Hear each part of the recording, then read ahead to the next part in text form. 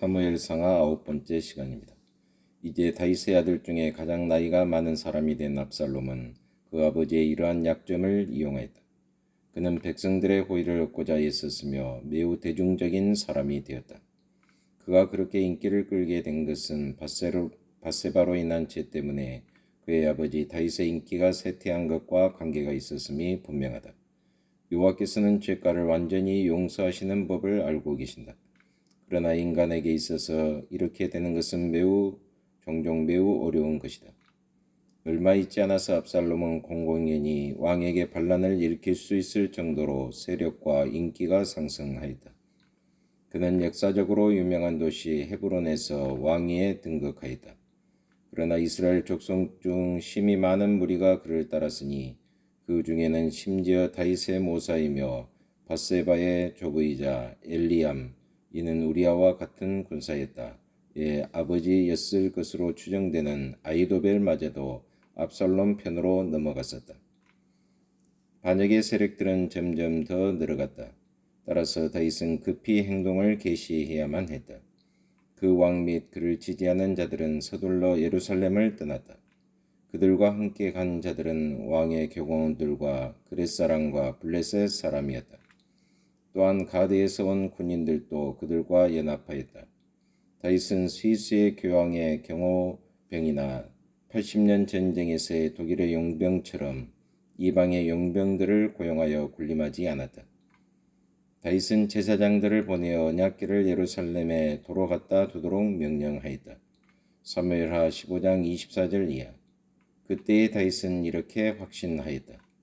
하나님의 궤를 성으로 도로 메어 가라. 만일 내가 여호와 앞에서 은혜를 얻으면 도로 나를 인도하사 내게 그 궤와 그 계신들을 보이시리라. 25절. 배신과 저주. 그리고 나서 왕은 참회하며 감난산로로 올라갔다. 거기서 그는 자신의 모사인 아히도벨이 자신을 배신했다는 소식을 들었다. 그때 그는 이렇게 반응하였다. 여호와여, 원컨대 아히도벨의 모략을 어리석게 하옵소서. 사무엘하 15장 31절. 다행스럽게도 다윗의 또 다른 모사인 후세가 남아 충성을 지켰다. 후세는 압살롬의 궁정으로 들어가 그들의 진영을 교란시키고 아히도벨이 충언하는 것을 무엇이나 반대하며 압살롬이 다윗에 대하여 가지고 있는 계획들을 보고하도록 지시를 받았다.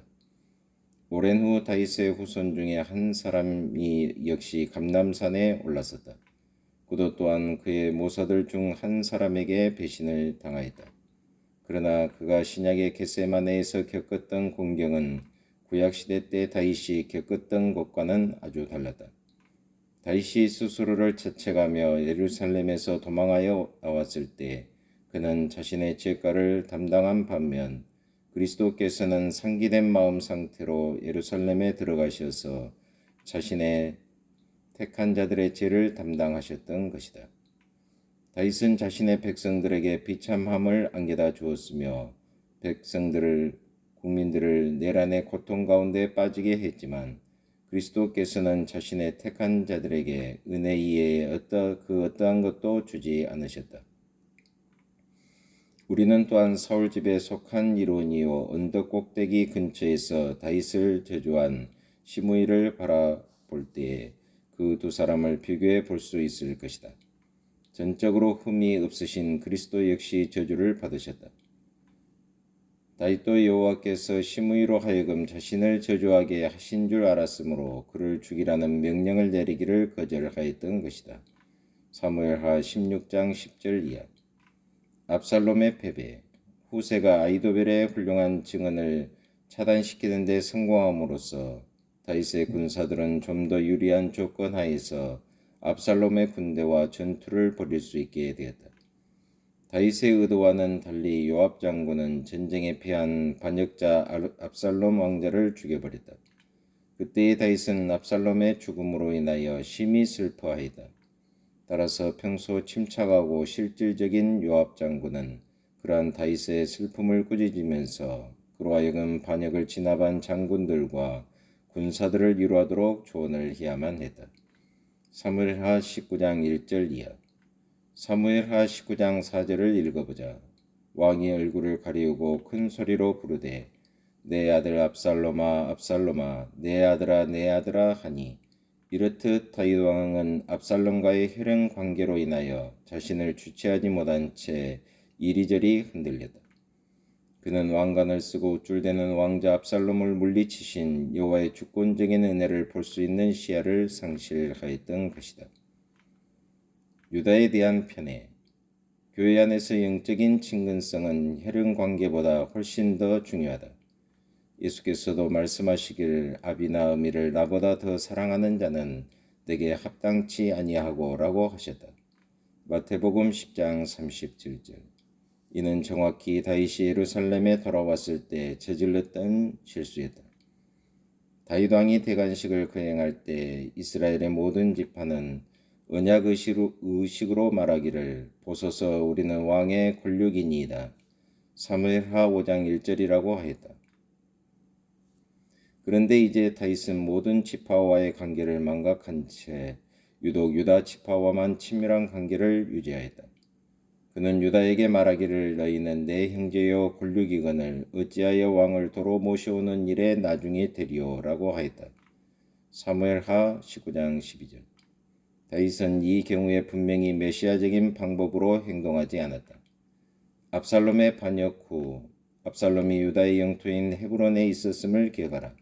유다의 태도가 어찌 했든지 간에 다윗은 모든 지파의 왕이었으며 그들 가운데 어떤 지파를 편애해서는 안 되었다. 그는 사람들을 무시한 채 행동하였던 것으로 보인다. 특히 다윗을 왕으로서 다시 모셔오는 일에 있어서 그들 지파는 유다 지파보다 우위에 있었음에도 불구하고 왕이 오히려 유다를 편애하자 그들 지파는 당연히 동역해 되었다. 참조 사무엘하 19장 9절 이하 42절 이하. 얼마 있지 않아도 다시 반역이 일어난 것은 물론이다. 여기서 우리는 솔로몬이 죽은 후 왜 그 왕국이 분리될 수밖에 없었던가를 어렴풋이나마 살펴보게 된다. 이미 다윗의 편애로 인하여 각 지파 사이에 깊은 균열이 생기고 있었다. 벤야민 사람 시바는 나팔을 불며 이렇게 외쳤다. 우리는 다윗과 함께할 분이가 없으며 이새의 아들과 함께할 업이 없도다. 이스라엘아 각각 장막으로 돌아가라. 사무엘하 20장 1절. 참조 열왕기상 12장 16절. 그리하여 더 큰 전투를 위하여 군대가 동원되어야만 했으며 이 출정이 진행되는 동안 요압은 압살롬의 장군이었던 아마사를 속여 그를 살해하였다. 사무엘하 20장. 하나님 아버지 참으로 감사합니다. 계속해서 사무엘 상하를 배우게 하심을 참으로 감사합니다. 여기에 나타난 역사적인 교훈을 저희들이 배우면서 좀 더 하나님 앞에 순종하고 복종하는 하루의 신앙생활이 되게 하여 주옵소서. 예수 그리스도의 이름으로 기도옵나이다. 아멘.